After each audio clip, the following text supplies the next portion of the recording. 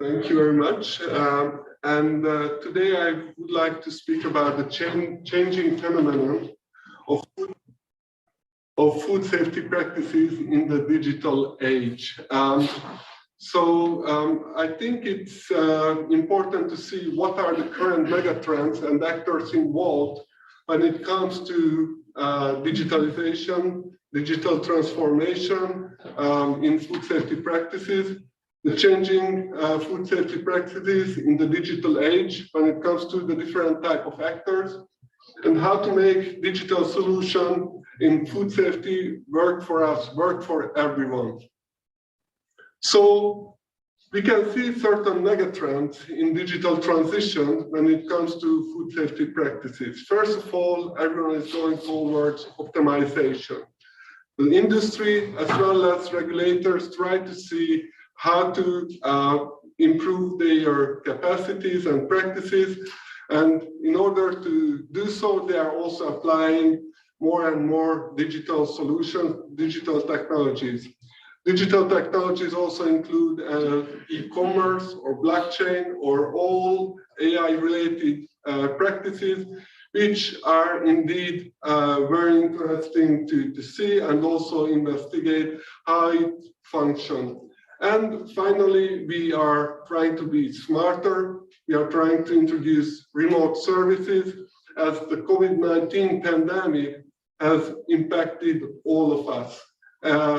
It doesn't matter if you're a regulator, if you're a food business, if you're a food safety service provider, if you're in education, you have to deal with this new reality. But when we are optimizing, at what cost we are optimizing? Until when we can optimize practices? This is a big question. I think all of us have Zoom meetings during the week. We are working more as we tend to work in the past. So it's important to see that there is a certain human cost when it comes to actually digitalization. Also, when we are talking about digital solutions, what are the standards? What are the regulations for these new solutions? Are they well defined in a system? And when we are talking about smart systems and remote practices, we have to talk about data ownership. Who is owning the data at the end of the day? The technology service provider, the food business, the regulator. This is something which has to be defined from the beginning. So there are a number of actors involved in the digitalization of food safety practices. Of course, food business operators who are trying to see how to manage the supply chain, how to make better decisions based on the data. There are the food regulators, in order to improve testing as well as control functions, but also in order to oversee the overall industry. Food safety service providers, consumers, as well as a new sort of actor, technology service providers. And what is our relationship with these technology service providers? We are going to hear a lot of interesting presentations today from different perspectives, from regulatory perspective, from capacity building perspective, from the industry perspective, as well as the food safety service provider perspective. So it's going to be very interesting to know in which direction we are going in the future. We also see that there is a new era for the Codex Alimentarius. There was a recent publication, A Year of Virtual Reality. The Codex Alimentarius Commission took place in a blended fashion, which of course allowed regulators from all over the world to join, but it has also some repercussions. People have to wake up early in the morning in some countries because they are in a different time zones. We also see new types of codex guidances coming out related to data. The first performance monitoring frameworks, which is more about how to set policy priorities, how to identify needs.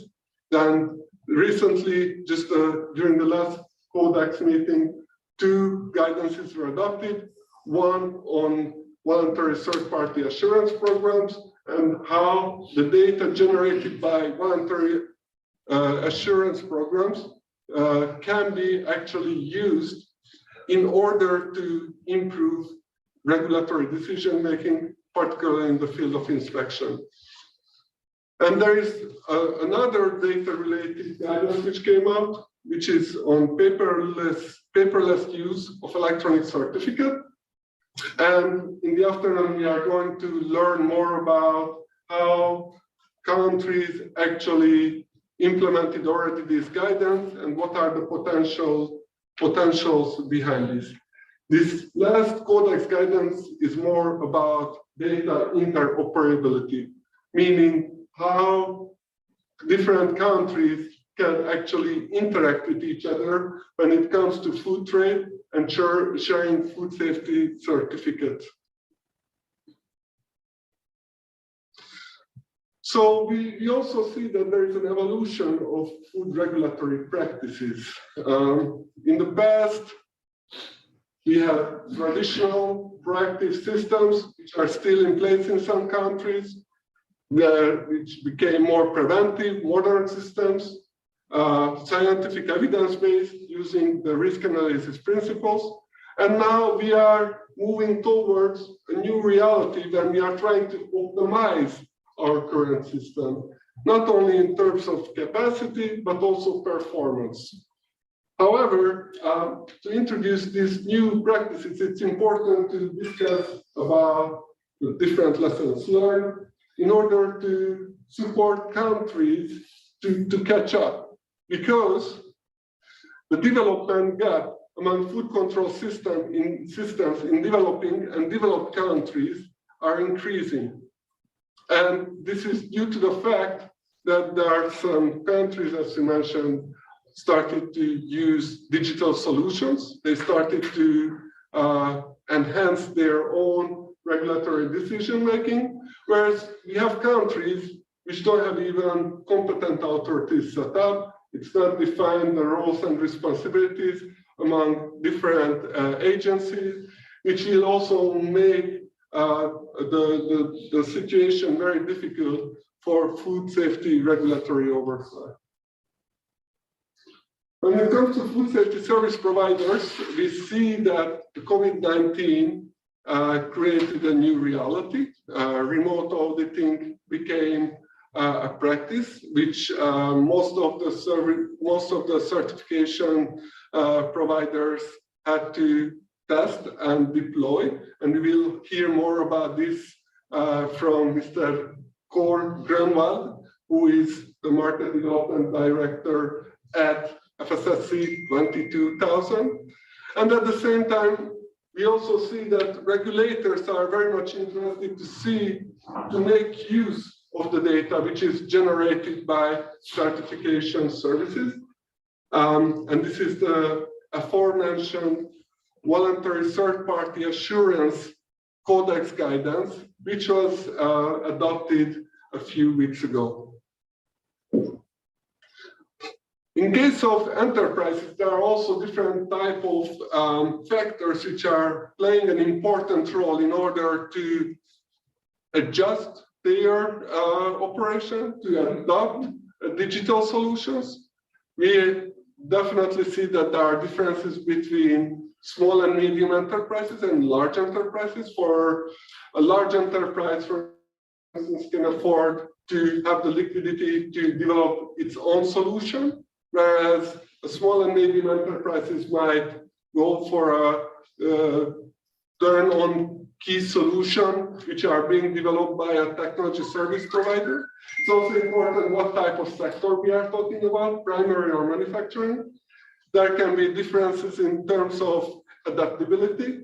Primary production tend to be less developed when it comes to application of digital solutions within the operation.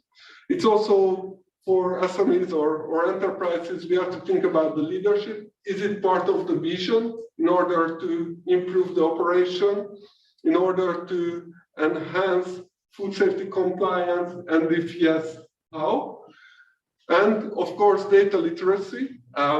Being digital, it doesn't mean that you have one data guy who is going to handle the whole operation. Actually, the management has to know and able to read data. And of course, location has a huge impact. Internet access is not given everywhere. 5G will change our life, definitely, but this is still down the road. There's a human resource aspect when it comes to educational systems and the availability of data scientists within a country. And of course, language barriers. Data science as such is very much an Anglophone field. There is a lot of materials being available for English speakers, but when it comes to other countries where English is not predominant, it might become an issue in order to adjust their operation and basically use the latest technology and best practices.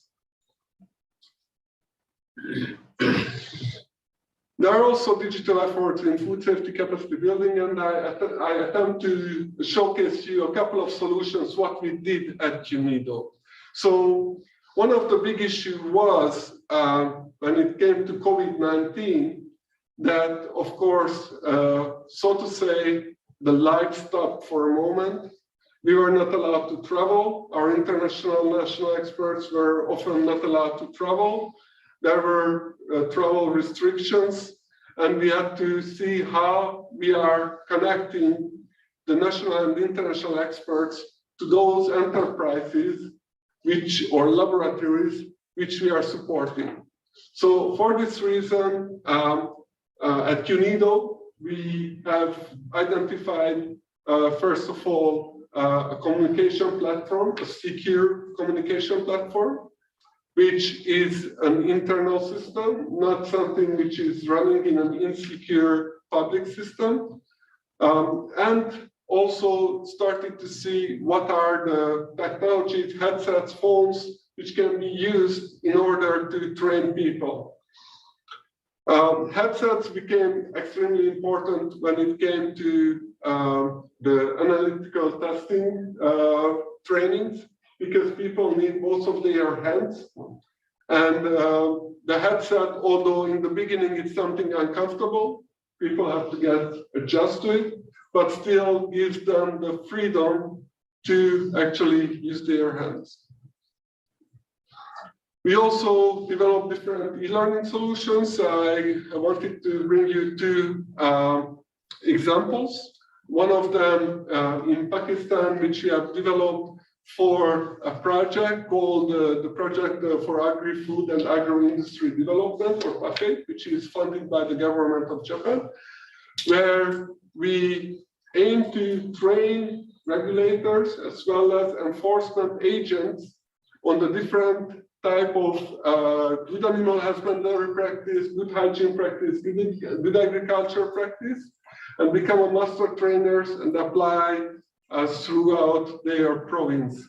The possibility with an e-learning platform like this, that we might have a geographical limitation, but still within the country, people can freely use it due to the laws. Another example, what I wanted to bring to you, is a new food safety auditing exercise, which we rolled out, where we basically, you can go our website for irinfoodsystems.org, and you can basically, so to say, play with these exercises, where food auditors, especially those who are new in the field, might not have the required competencies, and particularly when it comes to experience. So over here, they can go to a factory, they can look around, and they have to identify the different type of non-compliances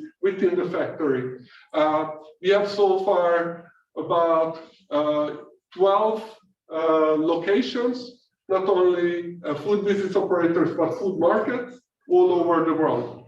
So this is not just a country. You can go to Egypt, China, Mongolia, and basically visit a factory and try to rectify those non-compliances. And finally, coaching, online coaching, which is a new way of work.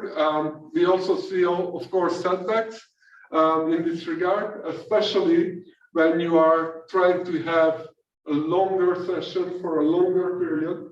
People have the ability to focus for 2-3 hours. Some people even prefer to have face-to-face sessions until today. But this became an opportunity at the same time to link regulators all over the world in order to learn from best practices, which was not possible before. Only if you had a twinning program, you visited the country, you spent there a couple of days. So this also provides new possibilities, and this is, I think Marlon will talk about it more. This is part of a pilot initiative funded by the Standards and Trade Development Facility, which is on voluntary third-party assurance programs in West Africa and Central America.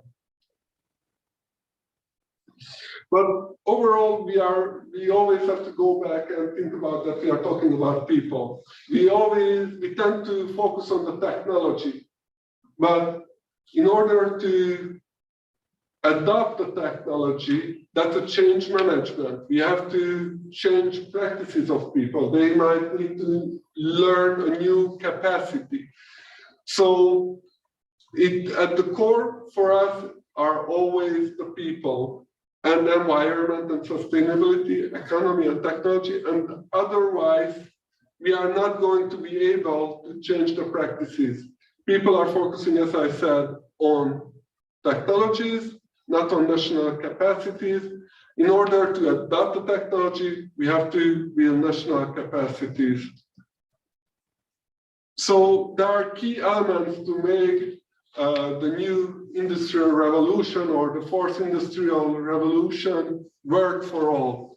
We need regulatory frameworks, norms, and standards, which as part of these policies, for instance, in order to ensure data quality, we have to think about competency frameworks for inspectors and auditors. We have to consider compliance and enforcement policy to harmonize the data, and then we can start to apply in order to improve our decision-making mechanisms at the regulatory level. We need to think about the governance structures, technologies, innovation policies, how we are addressing education for people, partnership, investment and infrastructure. So what partnerships, public-private partnerships, for instance, we can accommodate, innovation ecosystems, business environment and entrepreneurship. So it also includes the small and medium enterprises. Then it will come later to digitalization. And of course, the skills and capacity building, which has to be at national level through proper educational system, but as well as internal for organizations. So as a conclusion, in order to have this opportunity being used and work for us, we have to think together, we have to think in partnerships, we have to think about developing standards and regulations in order to see how to act with certain actors.